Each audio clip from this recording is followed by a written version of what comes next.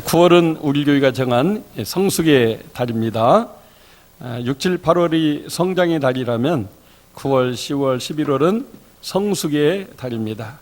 성장이 자라나는 것이라면 성숙은 자란 것이 알찬 열매 맺는 것을 말합니다. 성장한 그리스도인은 성숙하게 되고 마침내 열매를 맺게 됩니다. 성숙의 반대는 미성숙이며 성숙이 안 되면 열매가 맺히지 못합니다. 성숙한 크리스찬은 알차고 좋은 열매를 맺게 되는 것입니다. 9월을 맞이하여 자연 속의 수많은 열매들을 보면서 성숙의 결과가 저런 열매구나. 그렇다면 가을의 열매를 보면서 나의 열매는 무엇인가? 그것을 우리가 점검할 수만 있다면 우리의 삶이 성숙해지고 또 성숙에 합당한 그런 열매가 맺혀지게 될 것입니다. 9월을 맞이하여 우리 모두 더욱 성숙하며 좋은 열매 맺기를 바랍니다. 이 시간 인사하실 때 성숙한 크리스찬 되도록 더욱 기도합시다. 한번 인사 한번 주겠습니다. 성숙한 크리스찬이 되도록 더욱 기도하십시다. 오늘 본문의 내용은 새벽에 도우시는 하나님을 고백하고 찬송하고 있습니다. 5절 말씀해 보니까 하나님이 그 성중에 거하시며 성이 요동치 아니할 것이라 새벽에 하나님이 도우시리로다.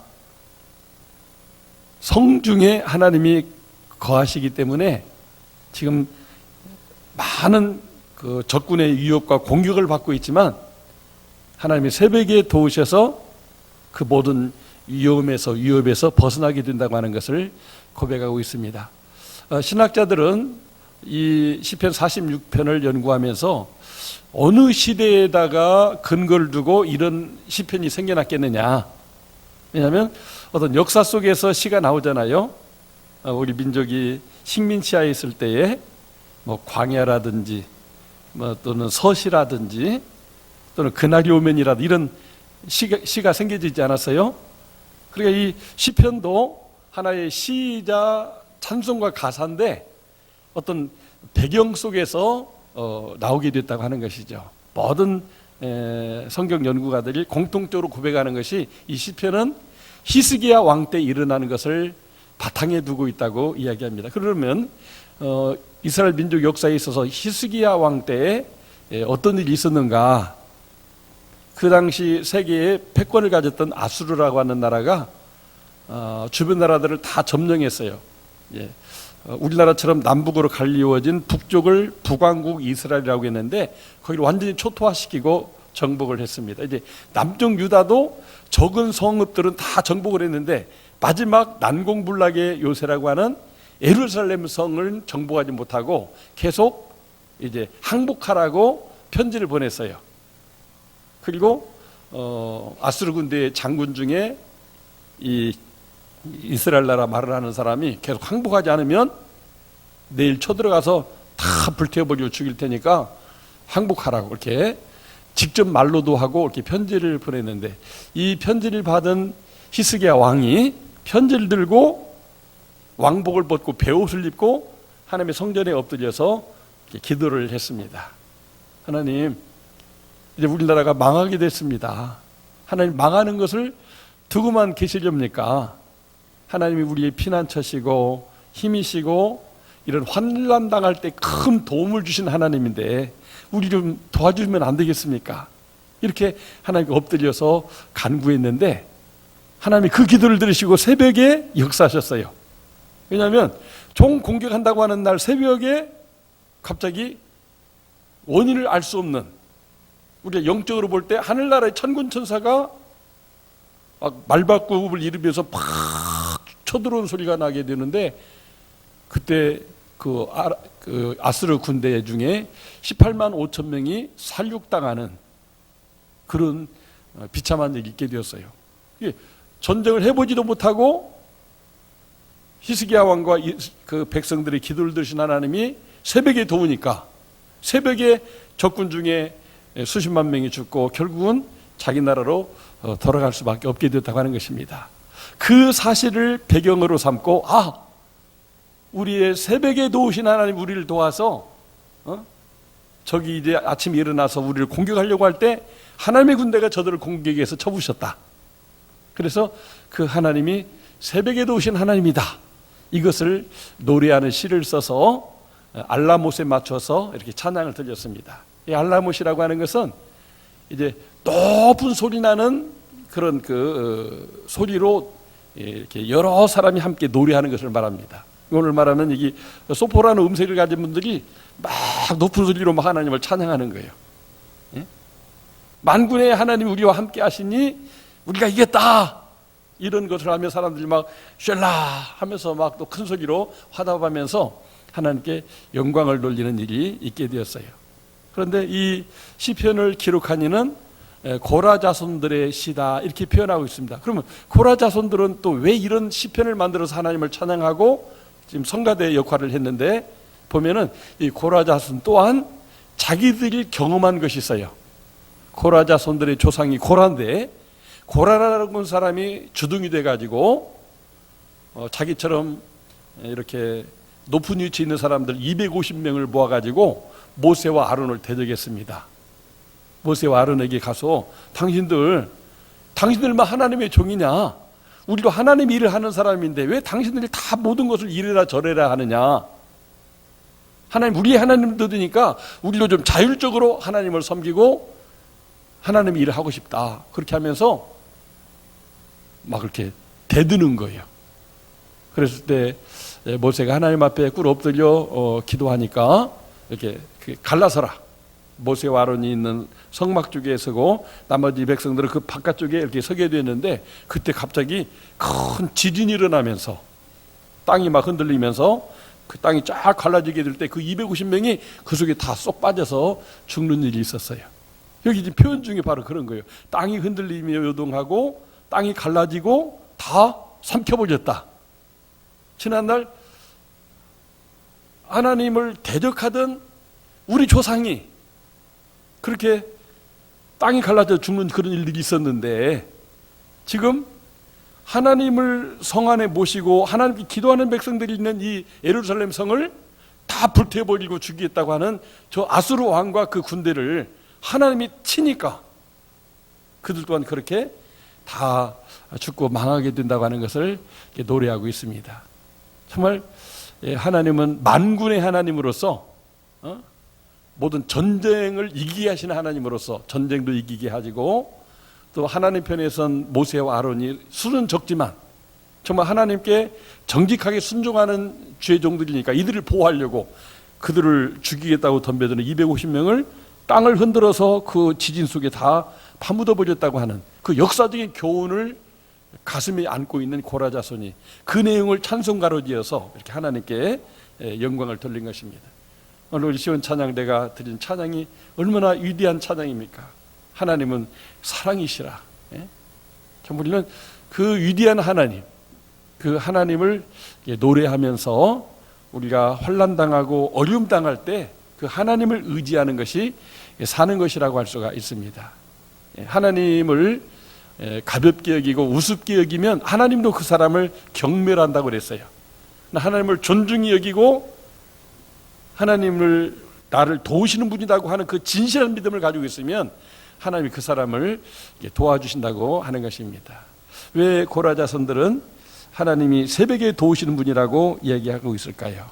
그럼 바로 새벽은 하루가 시작되는 첫 시간이며 그 새벽을 하나님께 드린다고 하는 것은 시간의 첫 열매를 드리는 것이라고도 할 수가 있어요.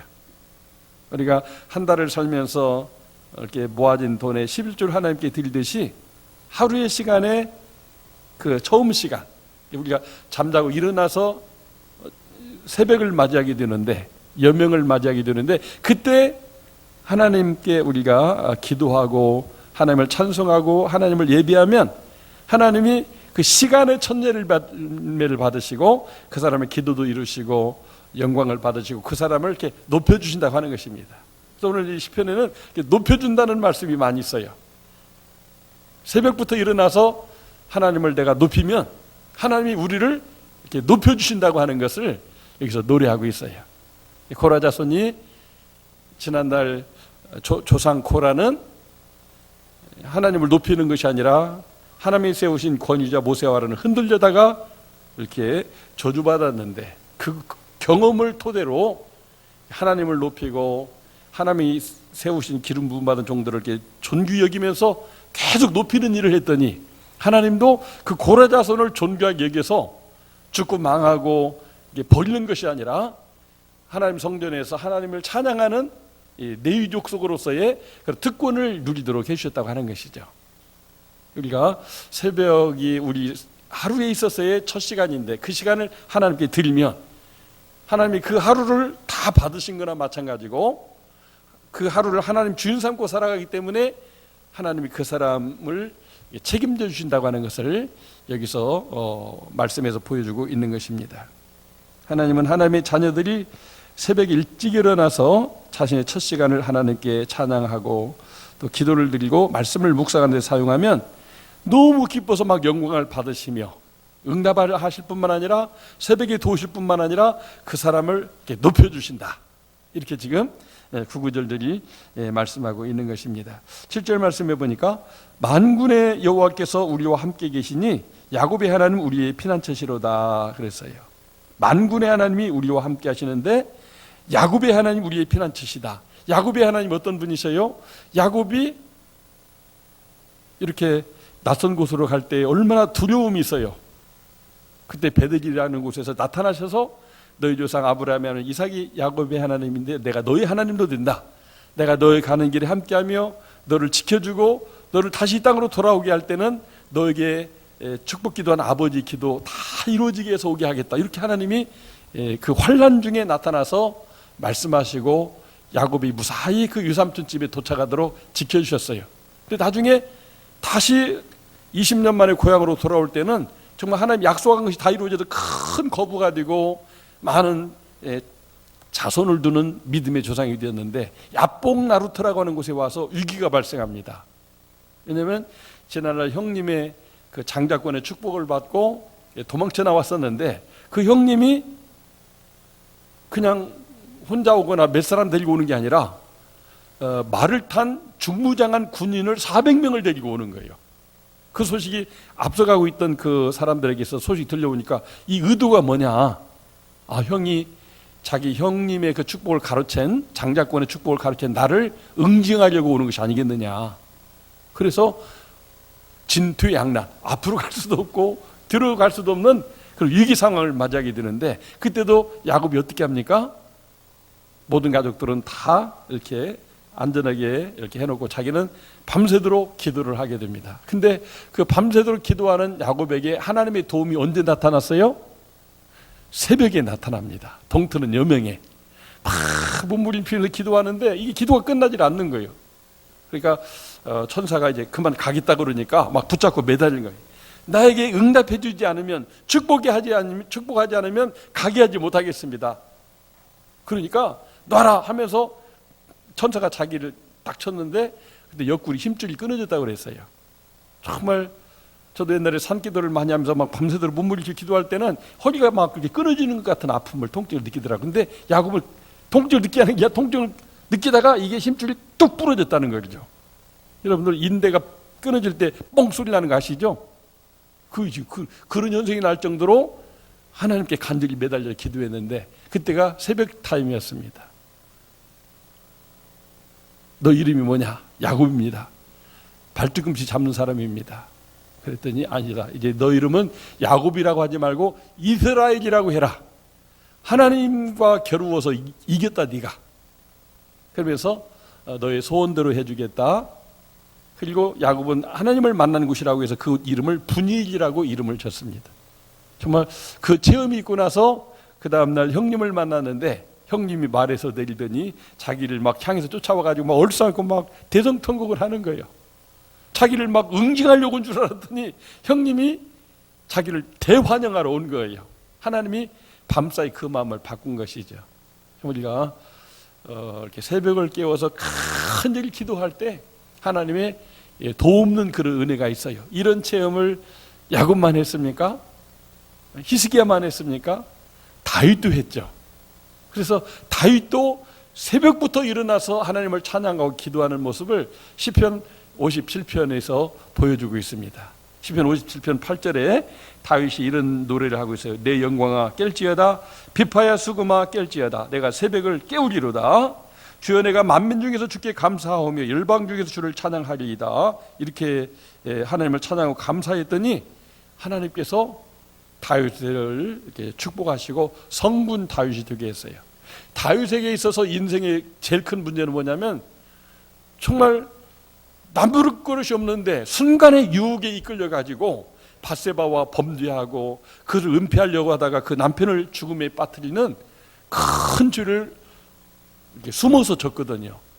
근데 하나님께서 나단 선지자를 통해서 당신이 죽을 사람이다, 심판받아 줄 사람이다 이렇게 예언하게 되니까 거꾸러져서 기도하게 되었는데 정말 그가 얼마나 눈물로 간절히 기도하는지 시편 51편을 보면 자세한 내용이 나와 있습니다.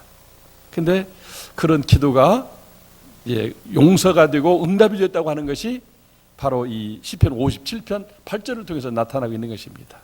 하나님이 어느 날 새벽에 다윗에게 내가 너희 죄를 다 사해 주었다 하는 그런 응답과 확신을 얻게 되니까 다윗은 그 일 이후로 새벽에 일어나서 속옷치며 이렇게 참 비파를 타면서 하나님께 영광 돌리는 새벽을 깨워서 찬양하고 기도하고 말씀 묵상하는 사람이 되었어요. 그랬을 때 다윗에 대한 성경의 평가는 밧세바의 일 이외에는 하나님께 온전한 사람이다 이렇게 말씀하고 있어요. 우리가 새벽에 도우신 하나님이 우리들의 죄 사함 받는 그런 은혜 체험도 새벽에 주고 하나님을 만나는 체험도 새벽에 주고 또 어떤 그 불안과 두려움에서 해방되어 가지고 자신감을 얻는 시간도 새벽에 주는 게 많아요. 그래서 우리 많은 믿음의 선구자들은 새벽을 깨워서 기도하는 가운데 은혜를 받고 하나님이 주시는 능력으로 복된 인생을 살고 있는 것을 보게 됩니다. 우리 기독교 서점에 가게 되면 새벽을 깨우리로다 이런 책이 있어요. 김진영 목사님이 쓰신 책인데 그분이 목사인데도 새벽기도 안 하던 분이었습니다. 근데 정말 자기가 많은 곤고한 일을 당하면서 어려운 사람을 돕고 민주화운동하다가 감옥에 가고 사형선고를 받을 때 그 절망 속에서 내가 의지하고 붙잡고 매달릴 분은 하나님밖에 없구나. 그래서 새벽을 깨어 기도하는 사람이 되면서 그 인생의 역전이 반전이 일어나게 되는 것을 보게 됩니다. 새벽은 역전의 기회를 잡는 시간이고 인생이 반전되는 시간이 새벽이라고 할 수가 있어요. 어느 민족이나 새벽에 일어나서 기도하고 새벽에 일어나서 말씀을 보는 민족은 하나님이 축복하시고 그 민족이 이제 강한 나라가 되어서 세계 가운데 영향력을 끼치게 하는 것을 보게 됩니다. 하나님 오늘 우리에게 2019년이라는 한 해를 주어서 이렇게 쭉 살아왔는데 정말 우리가 영적으로도 성숙하고 또 하나님의 능력을 받아서 좋은 열매 맺는 신앙이 되기를 원합니다. 어떻게 하면 될까요? 새벽을 깨워서 기도하면 되는 것입니다. 어떻게 보면 우리 예수 믿고 구원받은 성도들은 새벽 기도의 수혜자들이라고 할 수가 있습니다. 왜냐하면 종교 개혁을 일으켰던 마르틴 루터도 정말 위기 상황에 처하게 됐어요. 웜스 국구에서 마틴 루터를 호출했습니다. 거기 수많은 정치가들이 있고 군대가 지금 에워싸고 있는데 당신이 그동안 설교하고 글로 기록했던 그 많은 책들이 진리가 아니라고 말하면 살려주고 아니면 당신은 사형시키겠다 이렇게 말할 때 루터는 막 지금 죽느냐 사느냐 하는 위기가 왔는데 하루만 말미를 달라고 그러면 내가 내일 대답을 하겠다고. 집에 돌아왔을 때 얼마나 두렵고 떨리겠습니까? 뭐 도망갈 데도 없고 붙잡히면 또 곧바로 더 비겁한 사람을 죽게 되는데 내가 내일 아침에 가서 저절하게 뭐라고 말할 건가? 나는 하나님의 말씀에 입각해서 설교하고 가르쳤는데 그게 다 거짓이라고 내가 내 입으로 증언을 하라고 하는데 정말 그렇게 해야 내가 살게 되는데 어떻게 해야 되는가? 이런 고민과 번민의 밤을 보낼 때 그의 마음에 주신 하나님의 음성이 있었습니다. 그게 바로 오늘 시편 46편 1절이기도 합니다. 우리 같이 한번 읽어볼까요? 시작. 하나님은 우리의 피난처시요 힘이시니 환난 중에 만날 큰 도움이시라. 아멘. 하나님이 살아계시고 그분이 나에게 힘이 되고 도움 주면 내가 안전할 수가 있고 또 나는 하나님 편에서 승리할 수 있다. 이런 확신을 얻게 되었어요. 이 확신이 루터에게 있어서 새벽을 깨어 기도하게 하고 담대하게 엄수국회 나가서 내가 설교하고 내가 기록한 책들이 성경에 입각해서 틀린 것이 있다면 지금 지적을 해라. 성경에 위배되지 않는다면 나는 그것을 진리가 아닌 것이라고 거짓이라고 나는 말할 수가 없다. 근데 거기 있던 사람이 아무도 성경에 입각해서 당시 한 말 뭐가 잘못됐다고 말하는 사람이 없었어요. 왜냐하면 다 말씀에 근거해서 그는 설교했고 책을 썼기 때문에 그렇게 담대할 수 있었던 거죠. 결국은 아무도 그를 지적하지 못하게 될 때에 프레드릭이라는 제후가 군대를 보내가지고 이렇게 루터를 에워싸서 그 죽음의 자리를 빠져나오게 되어서 마침내 이 바르트브루트 성이라고 하는 곳에 가서 6개월 동안 피난처 생활을 하면서 라틴어 성경을 독일어 성경으로 번역하는데 그것이 성경을 직접 사람들이 구텐베르크 인쇄소리에서 막 읽기 시작하면서부터 루터 말이 맞다. 일반 대중 속에서 이 종교개혁의 중요성을 깨닫고 그 편에 서게 된 것입니다. 그 결과 종교개혁이 성공된 겁니다. 결국 새벽을 깨워서 새벽에 도우신 하나님을 의지한 루터가 하나님이 나의 피난처가 되고 힘이 되고 또 큰 도움이 된다. 이 믿음을 가지고 살았을 때 그대로 된 것을 보게 됩니다.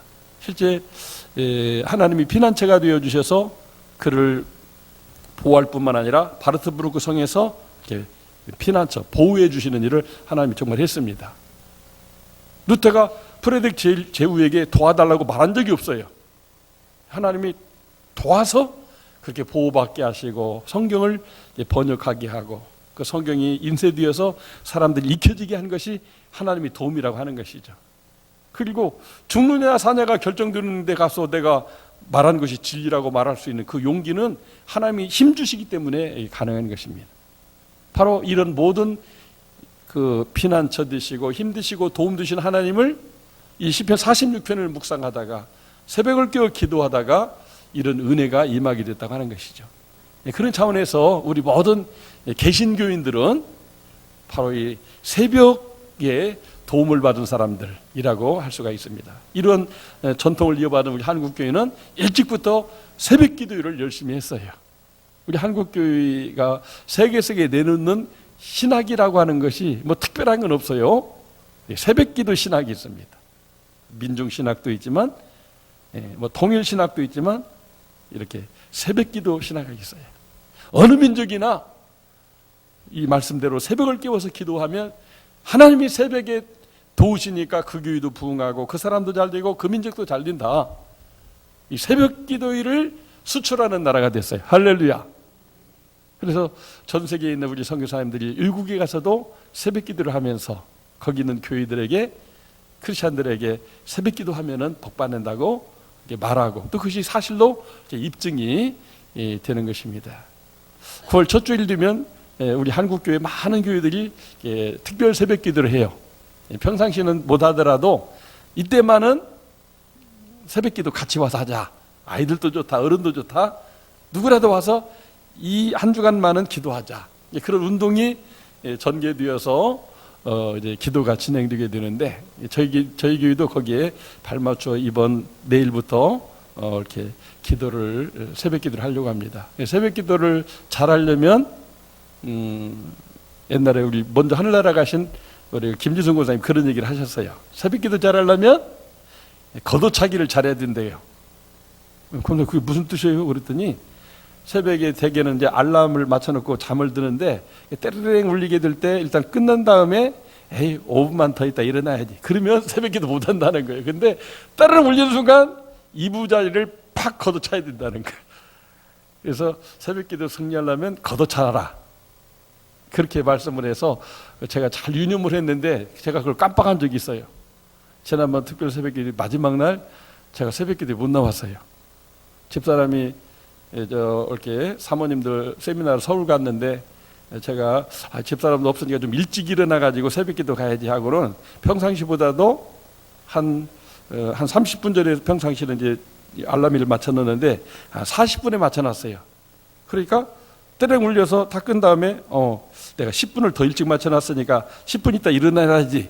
그렇게 했는데 깜빡해가지고 일어나 보니까 5시 10분이 됐어요. 5시 시작인데 아이고 큰일 났다 해가지고 막 쫓아가 보니까 안 나오니까 그냥 우리 최희삭 선교사님이 인도하시고 계시더라고요. 그래서 아이고 주여 죽을 줄을 졌습니다.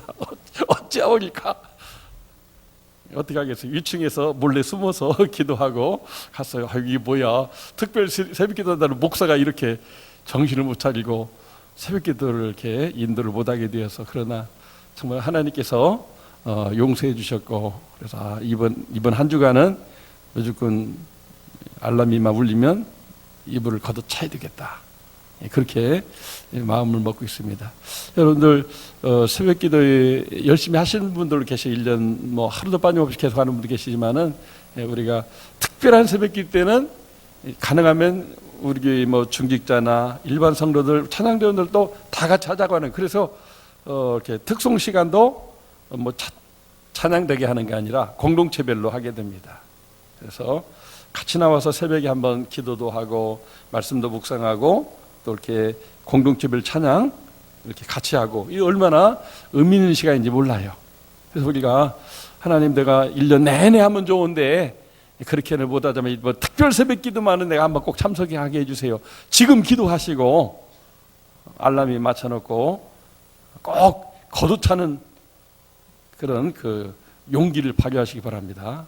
이불을 거듭차든지 옆 사람을 거듭차든지 거듭차면 반응이 와가지고 일어나게 돼 있어요. 근데 그렇지 않으면 1분만 더 뭐 2분만 더 이렇게 하다가 그냥 30분 1시간 더 자게 됩니다. 그러니까 꼭 그렇게 하셨으면 좋겠습니다.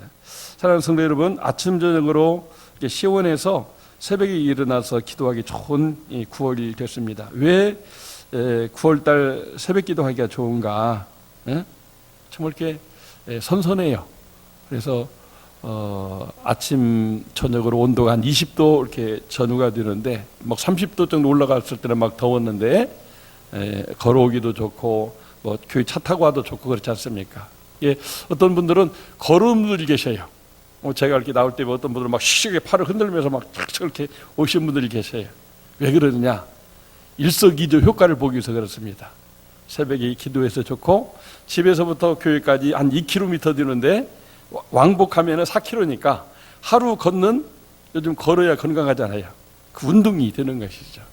그래서 우리가 오면서 가면서 찬송하고 또 이렇게 기도하고 이렇게 하면 하나님이 올가을 우리를 성숙하게 하셔서 좋은 열매, 많은 열매 맺게 축복할 줄로 믿습니다.